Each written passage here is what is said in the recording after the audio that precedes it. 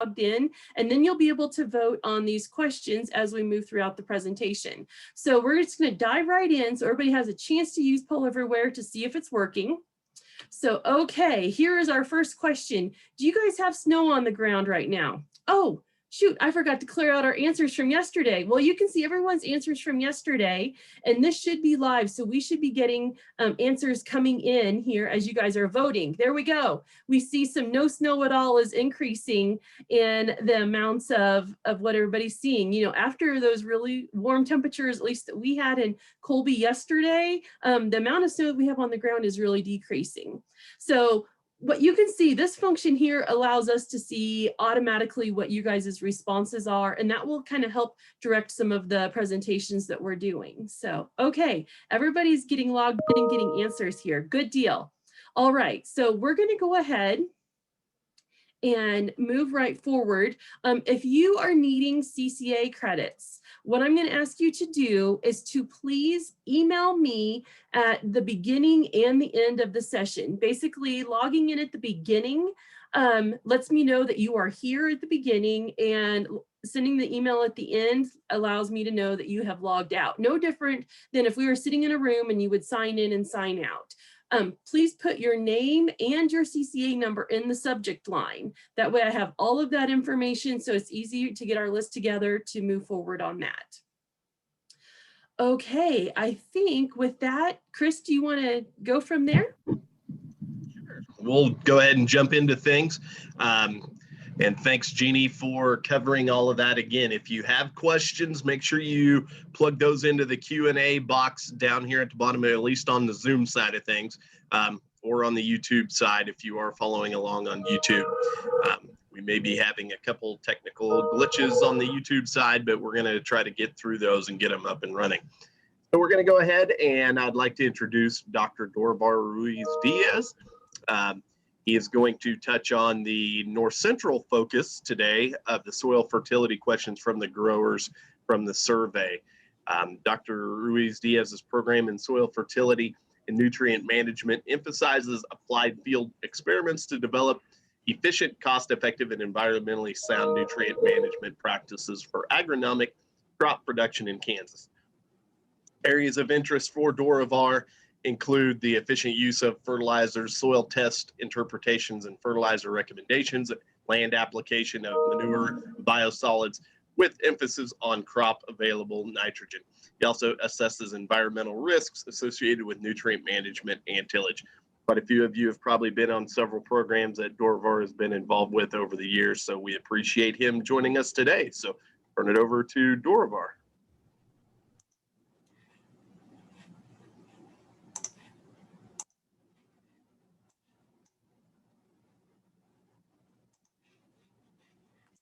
Okay, good morning, everyone, and thank you for joining us today again for the second session of soil fertility.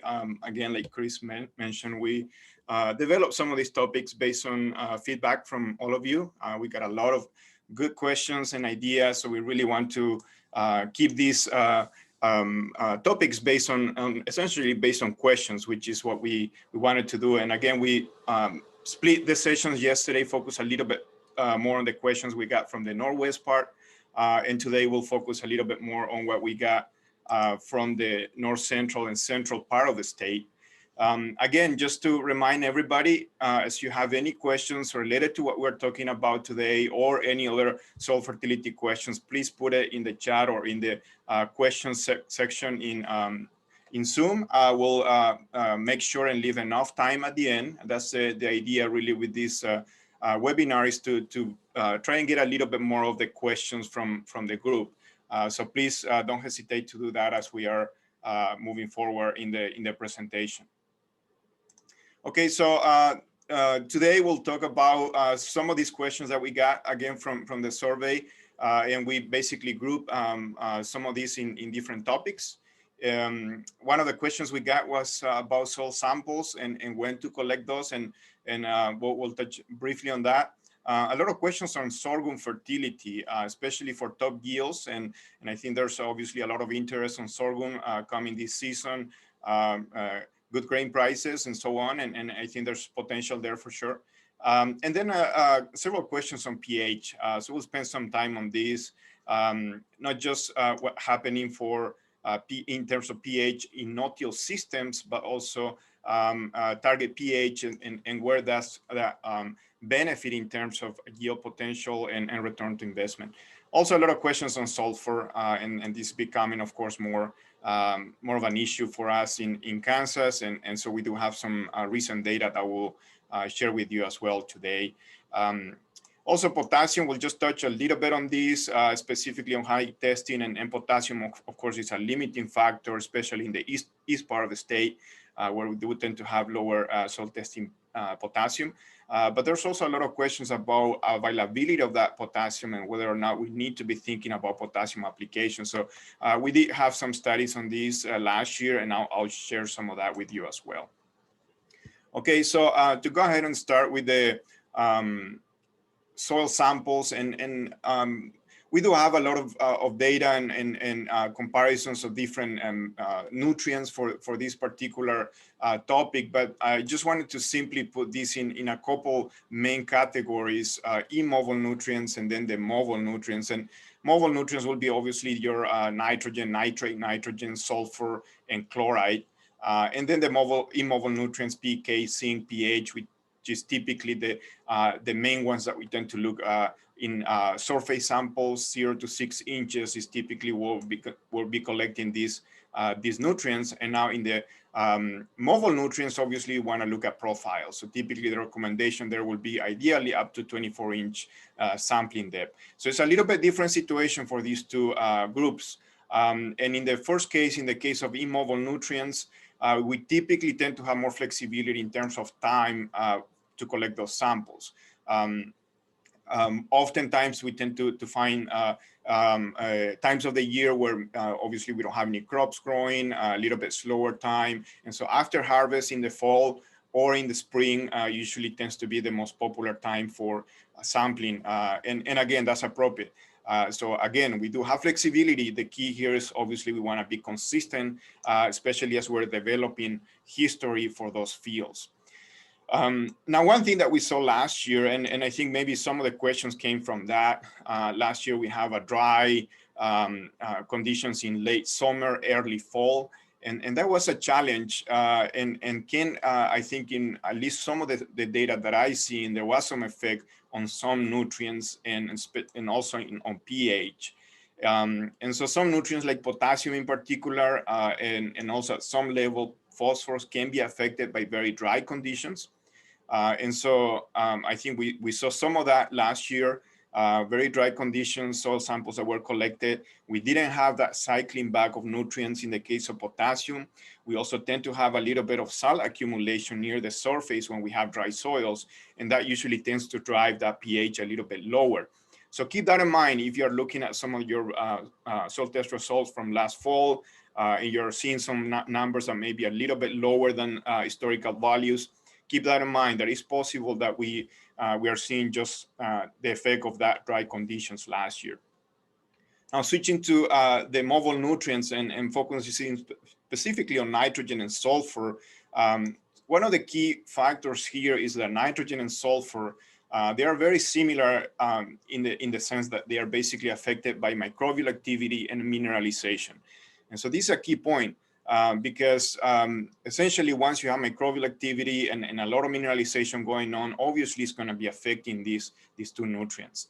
So what we try to do with these nutrients is look at residual values, basically what's left from the previous crop and whether that we can account that for the next crop. So that's really the purpose of this sampling.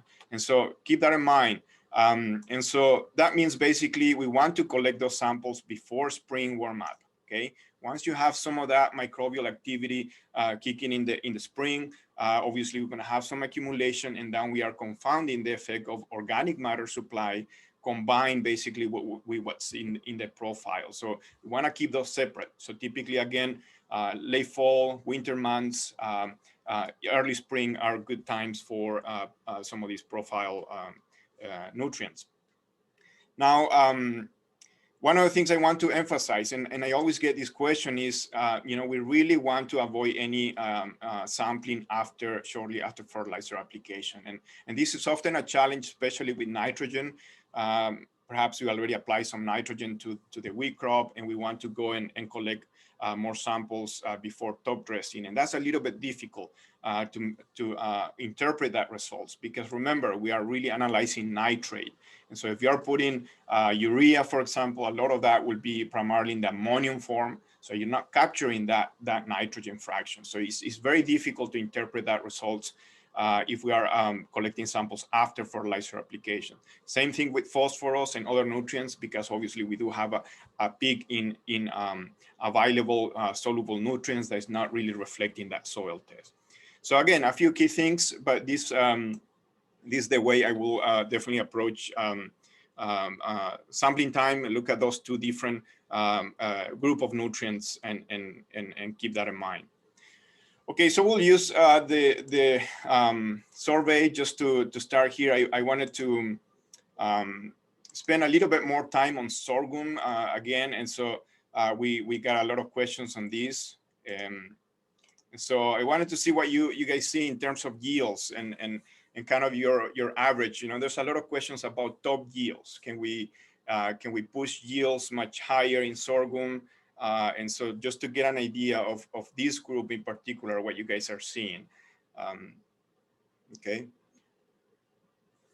I see most of them fall in between that, 90 to 100 bushel, 150 bushel category. Okay. I'm glad I don't see very many of any 50 bushel sorghum, which is good.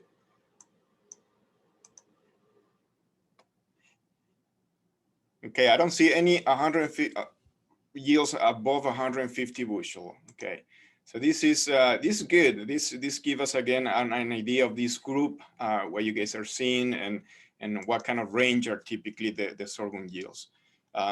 Very clearly, again, over in that range of 90 to 150 bushel yield range is pretty popular, pretty common, I guess, in this group. Okay, so we'll move on. I think this is, there's one, 150 bushel, which is actually last year, 2020, that was, I hear a lot of, cases where, 150, 170 bushel sorghum. So we are getting there. We are getting at those yield levels. And so that's something to keep in mind. Okay, so we'll move on and just wanted to emphasize and start with this basically, what do we need and what's typically the most limiting factors for sorghum in our environment? And I will follow kind of this list in this order, more or less. Nitrogen, definitely still on top. That will be always the most limiting factor. So think about that. Rate is one component, but also placement of that nitrogen, timing of that nitrogen. We're not going to have time to talk about all of that today. But again, things that we know about nitrogen and how to manage efficiently pretty much apply to sorghum as well, just like corn. And so keep that in mind. Obviously, phosphorus, we manage that based on soil tests. pH could be an issue, especially those of you who are maybe more in the south central part of the state, lower pH levels. If it is very low, we can have some significant issues there. And maybe a little bit more, we start to see some sulfur. And in terms of micronutrients, zinc and chloride typically are the ones that are more relevant for sorghum. Again, very similar to corn, if you think about that.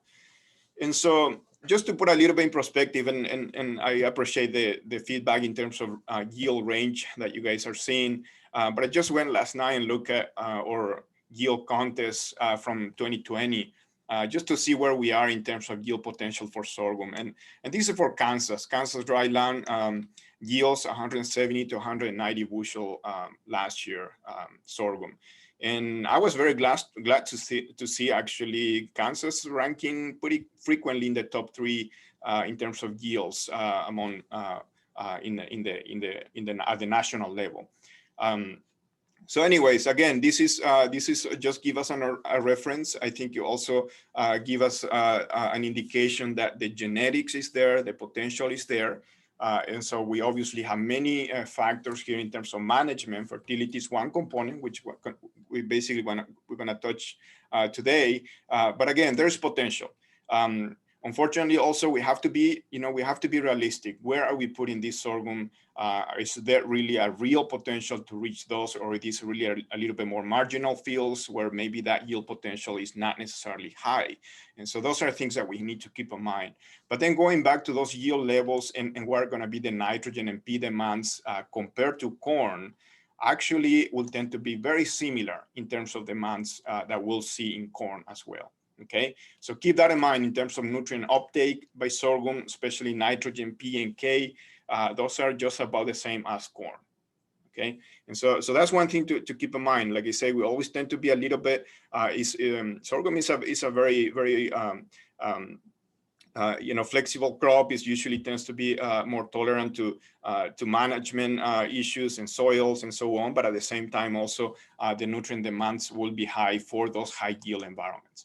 And so quickly, just to look at nitrogen here, wanted to put basically as an example, this is data we collected over the years. Is basically we're looking at yields, sorghum yields, and total nitrogen uptake in the plant. Okay, so this is basically the total nitrogen in the biomass, in the grain, how much nitrogen you need, and relate that to yields. Okay, in bushels. And so obviously there's noise there. This is raw data. And so I suspected to see noise, but very, very clear trend there.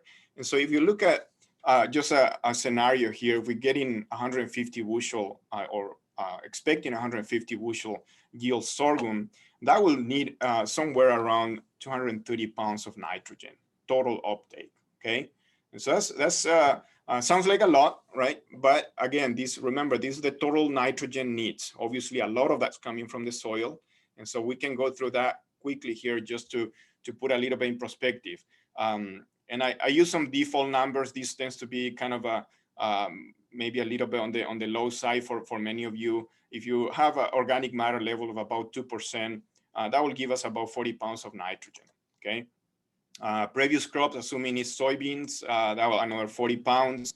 And profile nitrogen, which is about the minimum default. If you don't have any values, we usually say you have at least 30 pounds. Okay, so right there, that's kind of the minimum I would expect to see from the soil in most cases. So right there, you have about 110 pounds of nitrogen from the soil.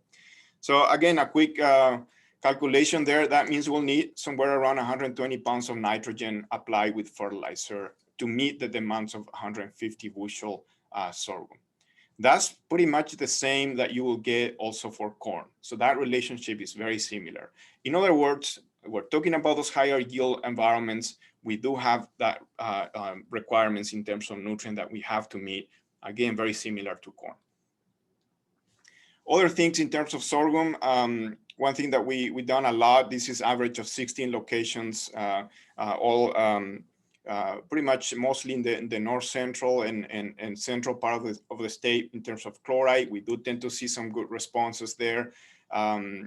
Usually about 20 pounds is all we need. But again, we'll talk a little bit more about potassium later, but keep this in mind. We do tend to see some consistent response to chloride in sorghum.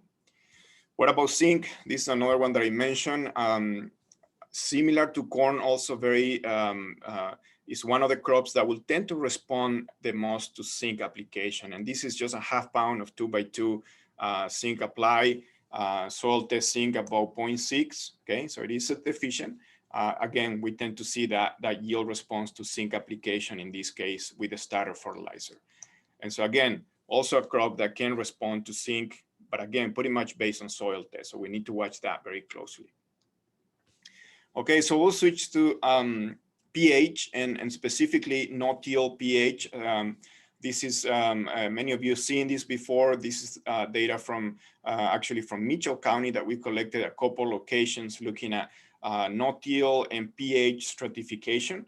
And so this is the range of pH here, sampling depths, much lower pH near the surface. And obviously our soils will tend to be higher pH in the profile. That's the nature of our soils, especially in the central and western part of the state. Now, what about aluminum? We do start to see some aluminum, especially near the surface. Okay, so that's one thing that we want to watch very closely. Obviously, with pH, low pH aluminum is really the main problem that we want to pay attention to. And so we did some lime rates, and this is no-till, so all surface apply. Okay, so we are not incorporating any of these. And so we have 3 rates: half ton, 1 ton, and 3 tons of lime.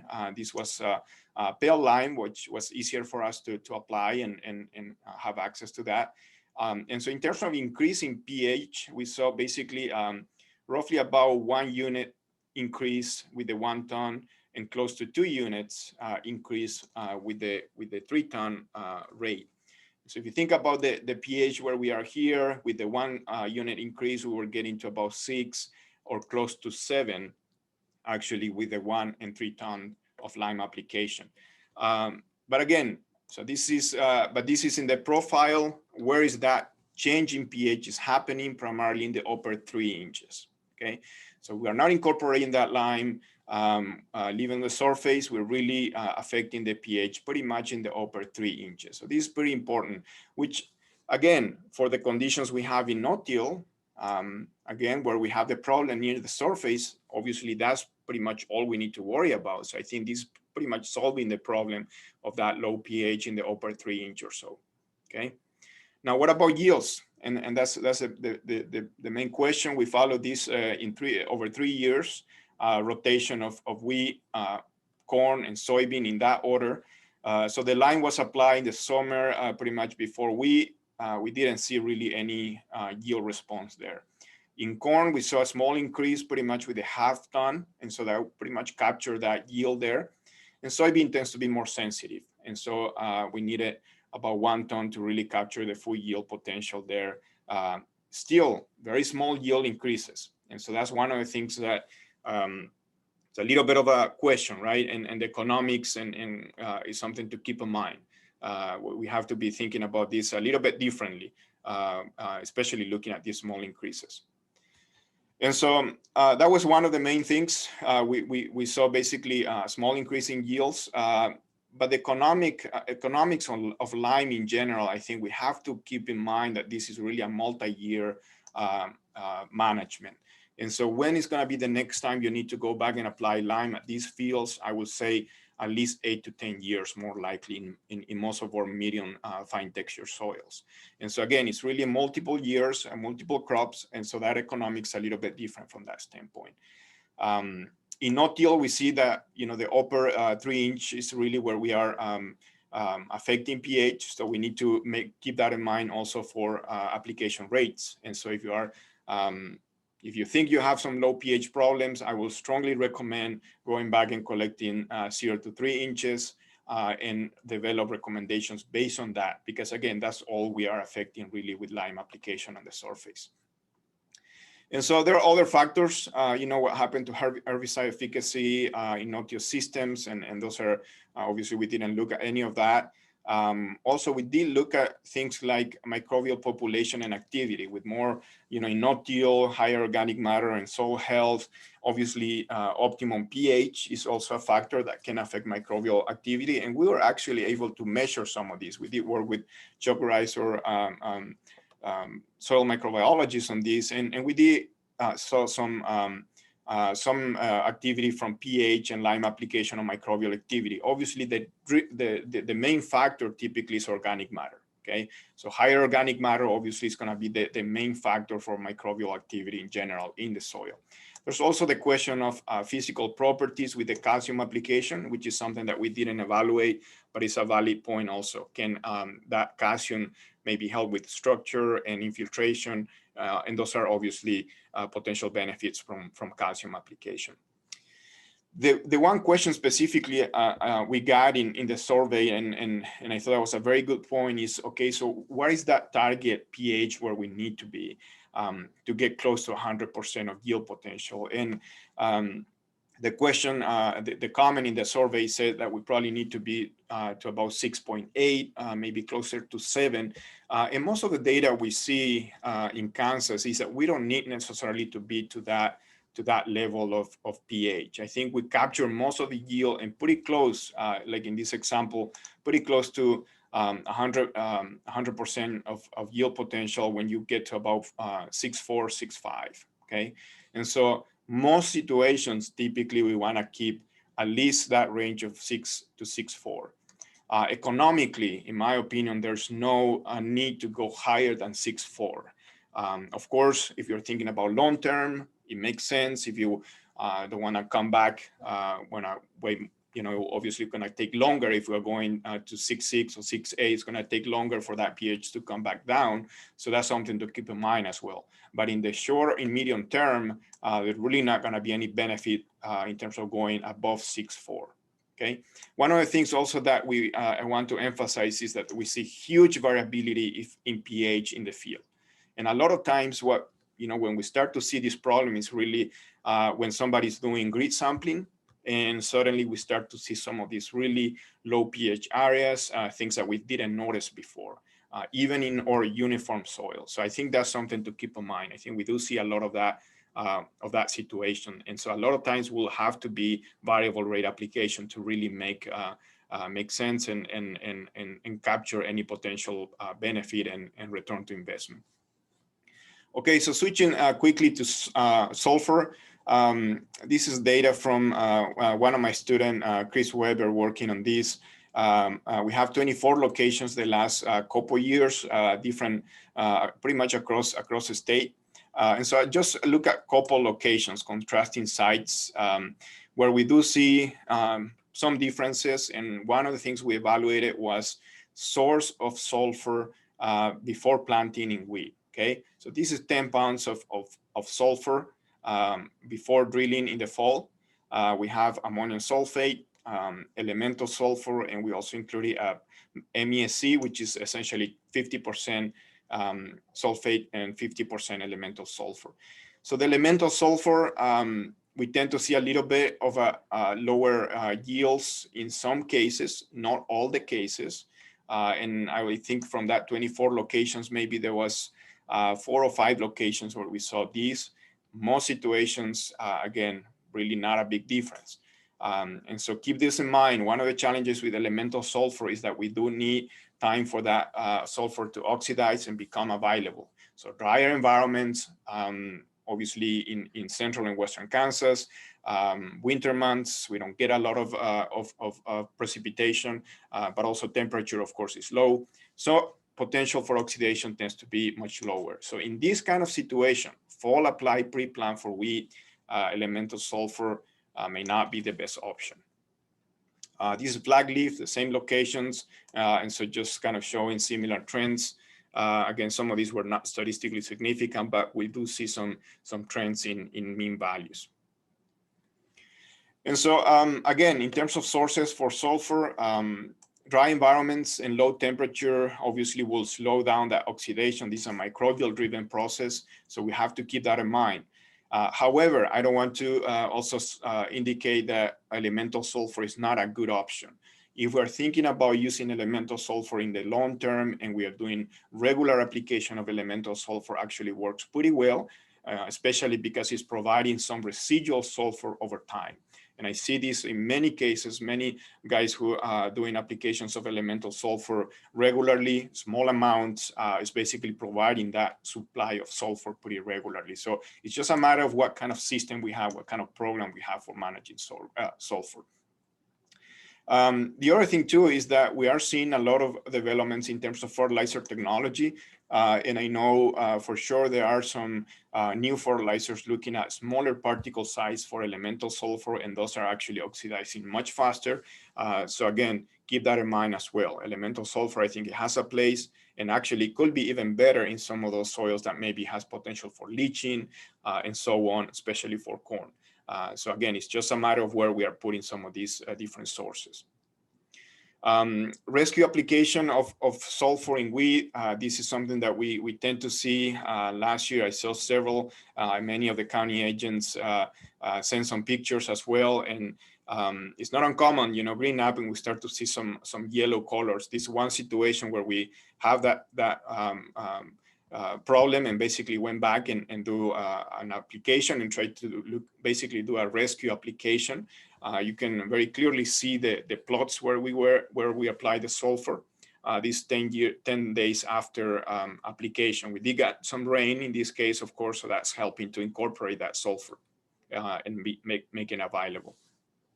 We have a few different sources, and one thing that is very clear here, the ones that really provide benefit in this case was ammonium sulfate, and we also got similar with gypsum, which basically is calcium sulfate. So we need to have sulfate form if we have this kind of situation. Elemental sulfur in this case, we didn't see the benefit, again, because we don't have enough time for that to break down and be available. And in this case, obviously, we need that sulfur immediately. Okay, sampling, and this is one thing that I like to show very often. This is sampling depths and looking at sulfur in different sampling depths. And one thing that's very clear is that oftentimes we will not see a lot of sulfur in the upper 6 or 8 inches, okay? But that doesn't mean we don't have any sulfur in the profile, especially if we have some clay layers, we tend to have some accumulation of sulfur there. So essentially, again, the message here is that we need to be thinking about sulfur in a profile sampling approach. And again, if we're doing, of course, a nitrogen sampling, it's a good time to also go ahead and request a sulfur test with that kind of samples. There are some challenges though with soil test sulfur, and I'm the first one to recognize that. And one of the reasons for that challenge is because, again, like I mentioned earlier, there's a lot of influence of organic matter, mineralization, and release of sulfur from organic matter. And so we need to keep that in mind. And so sometimes we need to think about also other factors, especially things like organic matter and soil texture. And some soils are going to be more sandy soils, low organic matter. That factor alone, I think, will be indicative of potential sulfur response. And again, this profile sulfur test may not necessarily add too much more on that to that information. Again, it's a mobile nutrient, so really needs to we need to look at profile samples, and I see this very often. 0 to 6 inch sampling that was collected, sulfur analysis on those. And I usually will not feel comfortable doing any recommendations on sulfur based on 0 to 6 inches. I just don't think we have enough information to basically tell us anything about sulfur in the soil. And of course, again, there's a lot of these mineralization rates that's sometimes difficult to estimate. And usually we tend to see most of the issues early in the spring, obviously in winter wheat, but also in corn. And a lot of this is also related to more shallow roots. And oftentimes we tend to see some of those crops maybe grow out of it, especially we do have some sulfur in their profile. So again, a little bit different compared to other nutrients and some things we need to keep in mind here.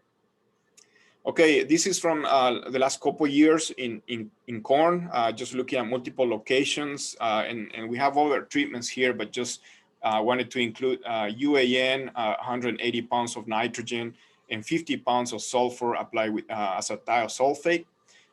Different locations. We try to find some of the, obviously Scandia, Belleville, those are fine texture soils, but then Rossville, Ashland, more of a coarse texture soil. We try to find those potentially responsive sites.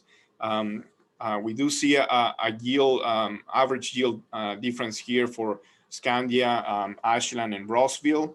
We didn't see anything for the Belleville and Rossville second location we did. And so again, a lot of this tends to be also based on history, soil types, organic matter. Those tend to be kind of the key factors as well. How much we need? Not a lot. Again, we have some higher rates in our study, but typically you tend to capture most of the yield potential with 15 to 20 pounds of sulfur, okay? Okay, so we're getting close here to finishing. The last thing I wanted to talk about is potassium fertilizer application, and especially in high testing K. We know that potassium is a challenge as we go east, and especially in the southeast part of the state, soil test K can be pretty low. And so that's basically a regular management, fertility management for potassium. However, in the central and western part of the state, we tend to have usually pretty high levels of K. This is one example from last year in soybeans. 364 part per million soil test K. And so the question is, what happened to this even high testing K? Do we still need to apply potassium? And thinking about the demands of the crop, especially soybean and corn, and whether or not we are supplying enough potassium during the growing season. And I think that's a valid question, because potassium uptake happens fairly quickly. And if you look at those graphs for corn, it happens even faster than nitrogen in many cases. And so I think it's a valid question. But we did this last year. This is for soybean.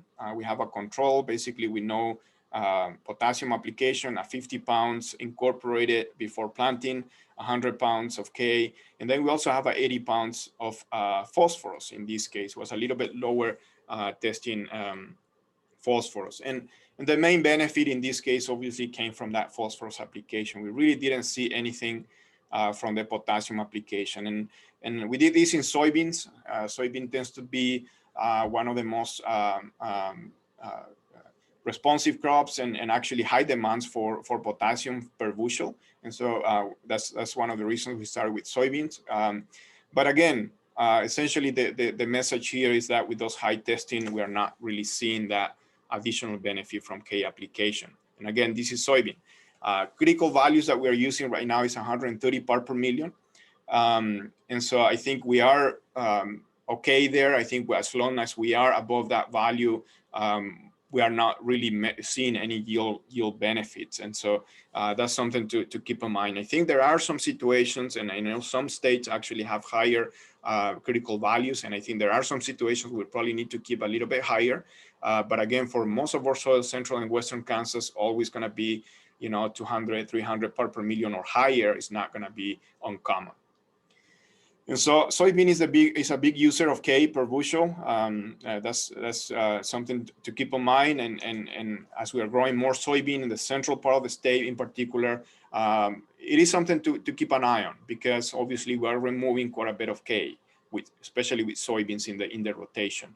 And so that's something that I think is something to keep in mind. We do have plenty of K in most cases, but obviously that will tend to go down over time. And some of the more sandier soils, for example, those will be the first one that may need to some K in some situations. One thing that we are also need to keep in mind is that typically dry potassium KCl, we are putting essentially half of that's going to be, about half of that was going to be chloride. So we're putting chloride with that fertilizer. And obviously we do know that, corn, sorghum, and wheat is going to be responsive to chloride application. So a lot of that yield response that we are seeing in some situations could be coming from chloride application. The other thing also that I want to emphasize for potassium is that there could be other factors affecting K uptake, okay? Root growth in general, moisture or lack of moisture. In many cases, we have dry conditions for short times that can be affecting K uptake significantly. Compaction issues, all of those are going to be factors. So oftentimes I tend to see this. We do see some K issues, but you go and soil test and we are seeing 300 plus part per million soil test K. But looking closer, we see that maybe compaction was a problem there affecting root growth. So that's one thing that we need to watch very closely in some of those situations. And I would like to stop there and see what we have in terms of questions. I think we do have plenty of time for questions. Thank you, Dorivar. Yep, I was going to say, we do have plenty of time for questions. If we want to turn it over to, I was going to say, we can start on the Zoom side. Clint, I think there were a couple that popped up there. Yeah. Just in the Q&A and kind of right towards the end there, Dorivar, should we be applying more potassium in corn? Yes, and the soil test, what I showed there, the critical value, 130 part per million, is still the value that I think we need to watch very closely. Higher for corn, I would say not necessarily, but again, keep in mind the removal rates that we are seeing. Soybean tends to remove quite a bit, especially with higher yieldings. And so basically we have to monitor that soil test level. In terms of potential response from corn, like I say, I think I would expect to see more response just because of that benefit of chloride application also that we tend to see from potassium fertilizer. And so again, in corn, in sorghum, in wheat, we'll tend to see that benefit. And so again, that's another component basically from potassium. The other thing that I mentioned earlier from potassium, from corn and potassium uptake, is that it happens fairly quickly. And I think that's one of the concerns that I see from many people, is that are we meeting the demands of that rapid K uptake during the growing season? And like I say, I think that's a valid point. But again, for most of our soils in central and western Kansas, I don't see that an issue. Now, if we're going eastern Kansas and those, heavier clays and that kind of situation, that could be different, okay? The release of K in that kind of situation will be different. So we need to keep that in mind. So again, central western Kansas, probably not so much. Also, not on potassium, but shifting gears back to sulfur. I had a question about, have you seen any studies on fertility and sorghum standability? Yes, sorghum standability and fertility. That's a very good point. I didn't show anything on that, but there's actually, and that's actually tied pretty well to the potassium topic. Chloride and potassium nutrition in sorghum could be very relevant for sorghum standability. And we've seen there's some good data in Southeast Kansas from Dan Sweeney that shows that interaction. And so again, there's specifically K and chloride could be key factors for sorghum standability when it comes to fertility. So that's something I will watch very closely. There's definitely an interaction there. And so again, in general, just good nutrition, and especially chloride and potassium, will be beneficial there for sorghum standability. Thanks, Dorivar. Maybe we can shift gears to YouTube, because I know there's some questions there. Hey, alrighty. My name is Sandra Wick. I'm the crop production agent with the Post Rock Extension District. The first question, Dorivar, that came in: is it common to find aluminum toxicity effects in soils in north central Kansas? That's a very good point. I haven't really seen any issues of aluminum toxicity problems in north central Kansas, but I have to emphasize one thing here, is that I'm only looking at no-till, long-term no-till fields. And what is special about long-term no-till fields is that we tend to have much higher organic matter near the surface, okay? And so near the surface is where we see the low pH, but it's also where we are seeing the higher organic matter content. So organic matter by itself is going to be something that's going to help to mitigate any aluminum problems. And so we do have a little bit of interaction there, and I don't think we understand that very well. But I think the overall benefit of higher organic matter is basically helping to mitigate any potential aluminum problems. And so we tend to see more of the aluminum issues in more of those sandier soils, low organic matter soils. That's where we tend to see very often the aluminum toxicity problems. All right, and I had another question come in on YouTube. When it comes to soil health and deeper layers of soil, is it common to use agricultural gypsum to improve the roots development system? Yes, this is a very good question. There's actually a lot of work that came from no-till production in South America, for example, looking at gypsum application for root development in the profile. And there's some good data that shows the benefit there. One thing that I want to emphasize in our case may be a little different, because again, we do have plenty of calcium typically as we go deeper in our soils. We don't have a lot of data, we don't have any data that I know of in Kansas looking at that gypsum in particular, but again, central and western Kansas may not be the case for gypsum. Now, as we go in eastern part of the state, where we do have some cases of acidic subsoils in southeast, for example, that's maybe a place where we can see more benefit of gypsum application. One of the things I mentioned earlier for calcium, near the surface and infiltration, that's also one thing that it's a little bit difficult to measure, some of the physical properties and improving infiltration and so on, but obviously calcium is helpful. We know that. And so it's just a little more difficult to measure that. I'll turn it back over to Clint, and I think there's a few more questions on Zoom. Thanks, Sandra. Dorivar, got a question about, and this might be a difficult one, but approximately how much sulfur do we get from the air each year? Yes, and I don't have that in mind right now. It's been decreased significantly in recent years, and obviously with the clean air efforts that we've been doing over multiple years, and that's actually one of the main reasons why we do start to see sulfur deficiency more and more. We used to rely a lot on atmospheric deposition. I wouldn't count on that pretty much anymore at this point. Obviously, we are increasing yields as well, so we are using more sulfur, but that atmospheric deposition is just very, very little anymore. And so over time, we are using a lot of what we have in the soil, and I think in many cases, we may go many years before we need sulfur in some soils, but we're starting to see some of that develop over time. And so, again, I don't have a exact number, but I usually don't count very much anymore on that, at least for Kansas. We do have more deposition as we go northeast. But not so much in Kansas. All right, next one about nitrogen.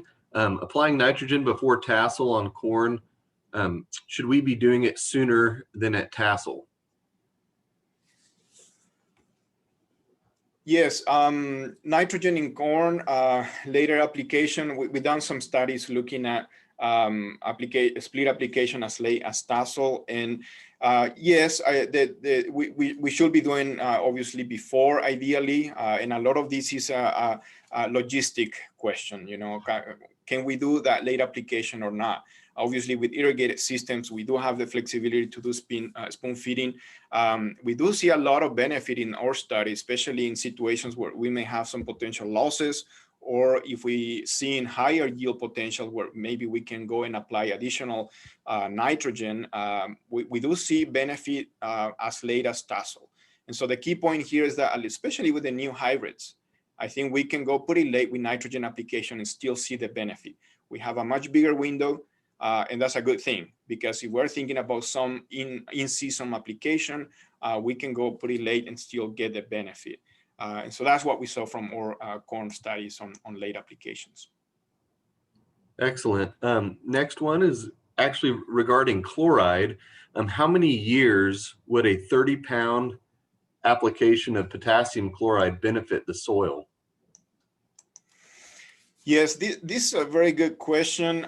We actually done some evaluations of chloride cycling and use in corn and sorghum and wheat, and we don't remove a lot of chloride with the grain. Okay, so this is something to keep in mind. A lot of the chloride tends to basically stay in the biomass, stay in the residue, and basically cycle back to the soil. So that's a good thing. So you're specifically in the question of 30 pounds of chloride, how long that will help. And again, that will be a function of rainfall. And this is where it's a little bit difficult. Maybe as we go west, that 30 pounds of chloride could be enough for multiple years.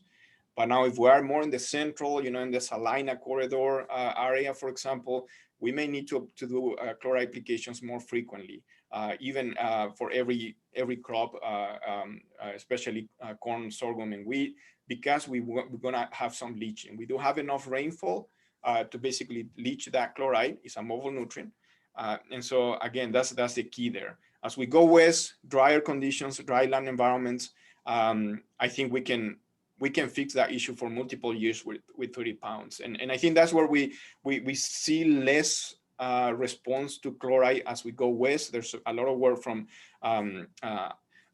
in Tribune, in Garden City, for example, where we don't see any responses. And a lot of it is because we are seeing that chloride basically cycling back, and we are not losing it with rainfall. All right, last one here on Zoom. What is the critical soil test for sulfur? Yes, the approach we use for sulfur in Kansas is not really necessarily a critical value, but we basically follow the same approach that we use for nitrogen. We basically look at how many pounds of sulfur we have in the profile. We also look at the total sulfur needs in the crop based on yield potential, and we basically do a balance there. Okay, so again, we are accounting for how much sulfur is coming from organic matter, how much is in the profile, just kind of like the way we did it for nitrogen in that sorghum example. So that's the approach we follow. So so then there's really not a critical value there in the approach that we have in Kansas. Now there are other systems, other recommendations where we actually some attempts to use the 0 to 6 inch sample for sulfur. And like I say, I do see very poor correlation typically for that test in particular. So that's one challenge with soil test sulfur. And in general, again, it's a difficult one because we have so many of those factors like organic matter, mineralization happening in terms of sulfur. And so that's one of the challenges with soil tests. And so for us, I think the profile tends to work much better from that standpoint. Okay, Dora, I had one more question come in on YouTube. Are phosphate rocks often used in Kansas? And is the rock solubility a problem there? I guess they're used in Brazil, and you may know that. It's common to use bay over natural rock. You probably know a lot about that. Well, I know some, yes, rock phosphate, obviously the challenge with that is very low solubility, and that's why we typically don't use it. However, if you have lower pH, very low pH, and again, more of the high rainfall and low pH in Brazil, for example, then that could actually be beneficial to provide a little bit more of a long-term source of phosphorus. However, in our conditions, I really don't see any potential benefit there. I think the solubility is so low in our situations or conditions, lower rainfall, higher pH soils, that I don't think we'll see the level of benefit there. And so for that reason, also, I don't think we use as much.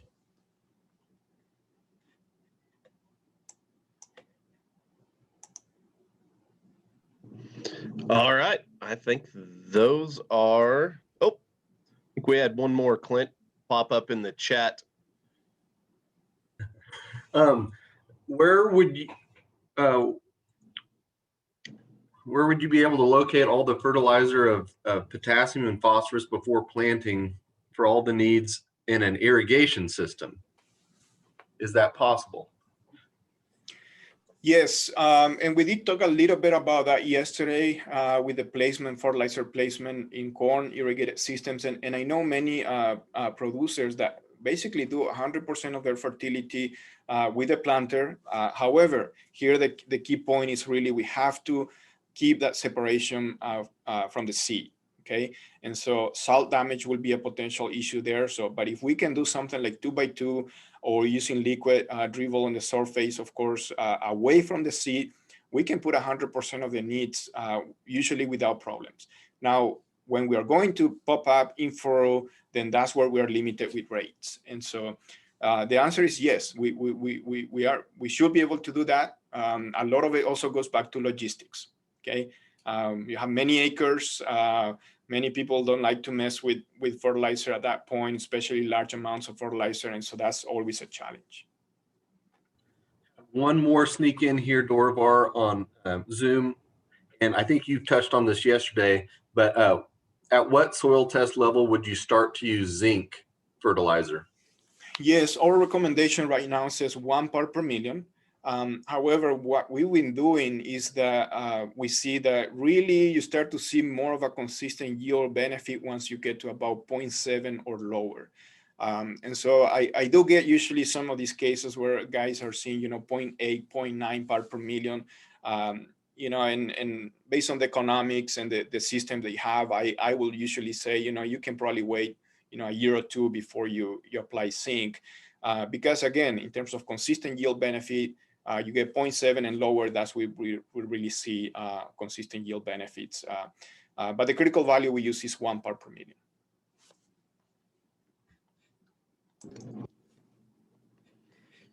All right. I think that looks like most of the questions. Oh, I had another one pop in, Clint. Nope, just somebody thanking for the info. So I think that should do, that's it for the questions that I see so far. For those that might have other questions, Dorivar did put some of his information up there on his slide. If you would like to contact him, or you can contact your local extension office and we can try to help you out as well, or get you in contact with Dorivar if it's something that we aren't able to handle, or it's something directly for him. He'll be able to take care of it. So we do, again, want to thank Dorivar for all of his time the last couple of days been on with us and presenting his information. So, and that brings us to the next step before everybody logs off. Clint has posted up the link for our survey or our evaluation. If you would please click on that link. Here on Zoom, you can see that in the chat box, or on YouTube, Sandra has posted that as well. That is an evaluation that is very important to us. If you can please use that link to complete it's a very short evaluation. That information we utilize and take a look at as far as, you know, the handling of this programming. This is kind of a different approach that we have done this winter with our programming efforts, as Jeannie's mentioned in the intro. So this is a very important piece of information that we're going to use for a lot of our programming as far as going forward. So we'll look at that information as well as some of your other demographic information that is very important to how we do our reporting for all of our programming and efforts here. So with that, if you could please, again, fill out that evaluation that is in the chat box on whichever platform you're viewing, please do so.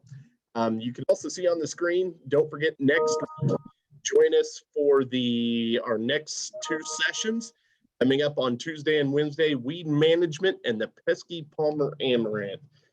We do have our 2 presenters next week, Sarah Lancaster and Vipin Kumar, are going to be with us and discussing that information. Tuesday, we're going to hit on mostly the Northwest, kind of that focus for Northwest area. Wednesday will be the North Central. It's going to be in this, use your same link, same time, and that will get you into that presentation as well. So I want to thank everybody for joining us. And again, if you can fill out that evaluation, that would be fantastic.